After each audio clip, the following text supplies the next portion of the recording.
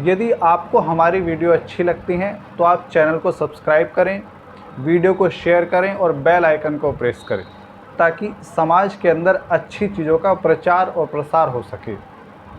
धन्यवाद। स्वागत है आप सभी का रविवार की इस विशेष कक्षा के अंदर।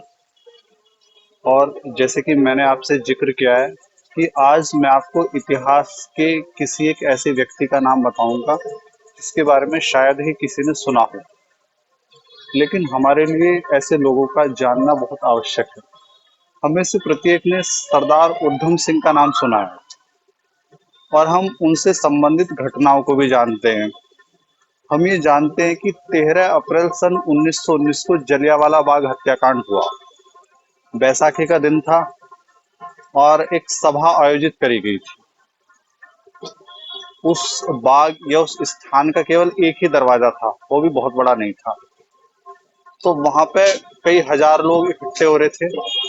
तभी जनरल डायर, एक अंग्रेज अधिकारी, और उसने कहा कि भाई गोली चला दी जाए। जो बंदूकें थी, जो सैनिक थे, जो तोप आदि थे, सारी उस मेन गेट के मुंह पे रख दी गई। यानी आदमी को निकलने तक का स्थान नहीं मिला। कुछ लोग जान बचाने के लिए कुएं में कूद गए और वो कुआं भी जो है लाशों से पट गया। एक सरकारी आंकड़ा है कि लगभग 400 से ज्यादा व्यक्ति उसमें मारे गए। लगभग 400 व्यक्ति जो है ना उसके अंदर मारे गए। और ये घटना हुई थी सन 1919 में, 13 अप्रैल के दिन। उसी स्थान पे, उसी जगह एक बालक भी था जिसको हम कहते हैं उधम सिंह। उधम सिंह की आयु उस समय बहुत अधिक नहीं थी। उनके माता पिता भी उस चीज में शहीद हो गए, वो अकेले ही रह गए। तब उनके मन में ये प्रतिशोध आया कि मैं, जिसने मेरे देशवासियों के ऊपर गोली चलाई है, मैं उस अंग्रेज को छोड़ूंगा नहीं। और उसने जो है सन 1940 में, यानी 21 साल बाद, उस डायर से बदला लिया। उनको फांसी हो गई, लेकिन उन्होंने ये कह दिया कि जो मुझे करना था मैंने वो कर लिया। इस घटना से हम सभी परिचित हैं। लेकिन आज मैं आपको जो है ना लगभग 1200 साल पहले लेके चलता हूँ, जब मुस्लिम आक्रांताओं ने भारत के ऊपर आक्रमण किया। पहला आक्रमणकारी जो हुआ उसका नाम था मोहम्मद बिन कासिम। मोहम्मद बिन कासिम ने जो है सबसे पहले सिंध प्रांत पर आक्रमण किया था। उस समय सिंध के राजा थे दाहिर। ऐसा सुनने में आता है कि कुछ अपने ही लोगों ने गद्दारी करी, कुछ अपने ही लोगों ने धोखा दिया, जिसके कारण जो है दाहिर को हार का सामना करना पड़ा। और वो हार इतनी भयंकर थी कि उस हार में जो है राजा दाहिर भी मारे गए और न जाने कितने ही सैनिक उस युद्ध के अंदर जो है वीर गति को प्राप्त हो गए। राजा दाहिर की सेना में जो है एक सैनिक थे जिनका एक 8 वर्ष का बेटा था। उस बेटे का नाम था तक्षक। अब तक्षक इस सारी चीज को देख रहा था। तो उसने ये देखा कि किस तरह मुस्लिमों ने राजा दाहिर को मारने के पश्चात, सारे सैनिकों को खत्म करने के पश्चात, महिलाओं के साथ दुर्व्यवहार करा, स्त्रियों की मंडियां लगाई गई। यहाँ तक कि जब तक्षक अपने घर पे पहुंचा तो वो क्या देखता है कि उसकी 2 बहनें और उसकी माता इस सारी चीज को भाप गए कि अब उनका क्या होना है। तो माता ने ही जो है अपनी दोनों बेटियों का गला काट दिया तलवार से कि भाई कोई मुस्लिम तुमको छुए, कोई आक्रमणकारी तुमको छुए, उससे अच्छा तो जो है मरना ही ठीक है।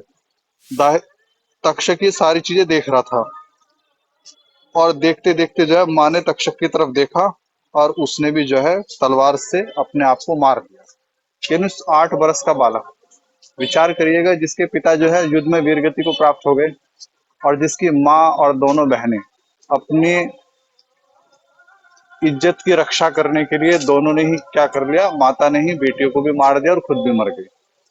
तो वो 8 वर्ष का बालक किसी तरह अपनी जान बचा के जो है वहां से भागा।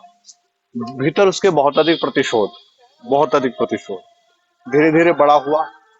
जिस समय वो 25 वर्ष की अवस्था में गया तो उसने कन्नौज के राजा नागभट्ट की जो आर्मी थी, सेना थी, उसको ज्वाइन करा।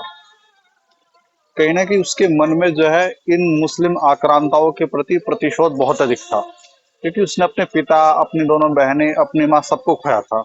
और न जाने कितनी ही ऐसी स्त्रियां थी जिनके जो सुहाग थे वो उस युद्ध में शहीद हो गए, कितनी स्त्रियों के साथ में बर्बरता करी गई, कितनों के साथ में बहुत अधिक दुर्विचार और ये सारी व्यभिचार आदि सब कुछ करा गया। तो वो सारा कुछ उसके भीतर भरा हुआ था। ऐसा सुनने में आता है कि वो कभी हंसता हुआ भी नहीं दिखाई दिया, हमेशा उसकी आंखें लाल रहती।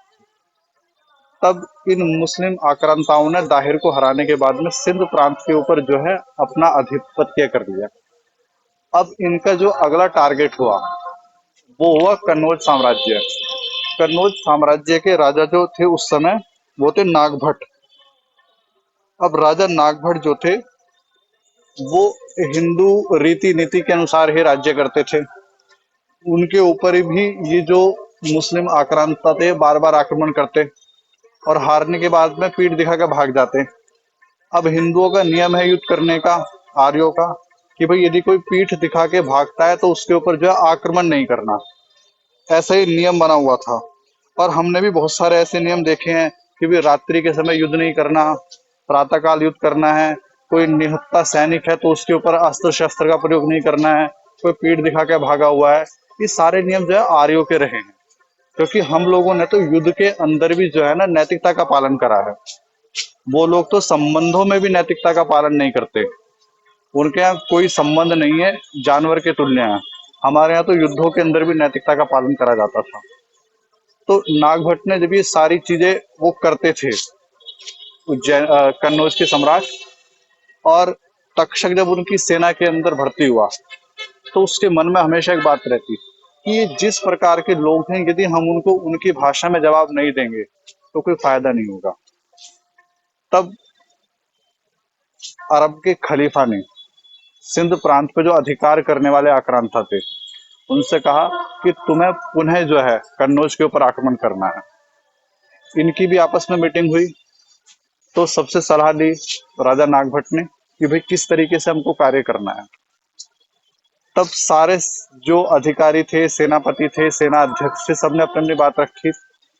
जब मौका मिला तक्षक को, तब उसने एक बात कही। उसने कहा कि सठे साठ्यम समाचरे, कि जो दुष्ट है उसे उसकी ही भाषा में यदि जवाब नहीं दिया जाएगा ना, तब तक जो है काम नहीं बनेगा। हम लोग नैतिकता का पालन करते करते खत्म हो रहे हैं। ठीक, सारी नैतिकता या सारी चीजों का ठेका हमने लिया है क्या? क्या आपने देखा नहीं कि जब देवल का युद्ध हुआ, जब मुल्तान का युद्ध हुआ, राजा दाहिर हारा गया, हमारी माताओं बहनों के साथ में क्या व्यवहार करा गया? क्या आपको ऐसा नहीं लगता यदि अब हम हार जाए तो यही दुर्गति अब भी हमारे साथ में होगी?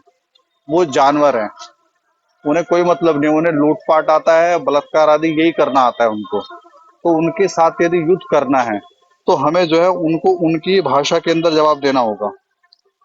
जब सारे सेनापतियों के सामने और सारे सैनिकों के सामने इस प्रकार की बातें रखी गई, ठीक, तो वो बड़े समझ में आई उनको बात कि इसकी बात ठीक है। हुआ क्या, दोनों तरफ से सेनाएं तैयार हुई। इधर से जो है नागभट्ट की सेना तैयार हुई, उधर से जो है ना आक्रांताओं की सेना तैयार हुई। अब आक्रांताओं ने सोच तो ये रखा था कि भी प्रातःकाल युद्ध होगा, लेकिन इन्होंने जो है अपनी गुप्त मंत्रणा पहली कर ली और इन्होंने जो है आधी रात को ही सोते हुए मुस्लिम आक्रांताओं के ऊपर जो है हमला कर दिया। ठीक, अब जब इन्होंने हमला कर दिया ना, तो इन्होंने जो है एक चौथाई सेना को सोते हुए मार दिया मुस्लिमों की। अब बाकी में जब अफरा तफरी मच गई, बाकी जो है बाहर जाने लगी, भागने लगी, वापस जाने का प्रयास करने लगी, तब जो है इनकी योजना पहली थी। नागभट्ट और अन्य जितने भी सेनापति थे वो पहले उनके लिए स्वागत में खड़े थे। जैसे ही वो वापस गए ना, बाकी को उन्होंने निपटा दिया, एक भी मुस्लिम आक्रांता को छोड़ा नहीं गया। और देखो ये युद्ध 733 में हुआ और उसका प्रभाव ये हुआ कि पूरे 300 वर्ष तक मुस्लिम आक्रांताओं ने भारत की तरफ देखा नहीं। तो तरीका यही होता है कि जो दुष्ट होता है उसे उसकी भाषा में ही जवाब देना होता है। ठीक, जो शैतान होते हैं, जिनके अंदर भीतर किसी प्रकार की दया नहीं होती, उनके ऊपर जो है कोई नैतिकता का व्यवहार करना उचित नहीं है। तो ये एक ऐसा व्यक्ति हुआ है तक्षक, उधम सिंह के बारे में हम सब ने जाना है, लेकिन इसने भी बदला लिया। अब नागभट्ट को विचार हुआ कि देखो तो तक्षक कहाँ है, लेकिन ये व्यक्ति इस युद्ध में शहीद हो गया। इसने हजारों मुस्लिम आक्रांताओं को मारा, लेकिन ये वीरगति को प्राप्त हुआ। तो मेरी ऐसी इच्छा हुई, मेरा ऐसा मन था कि मैं आपको इनकी जानकारी दूं।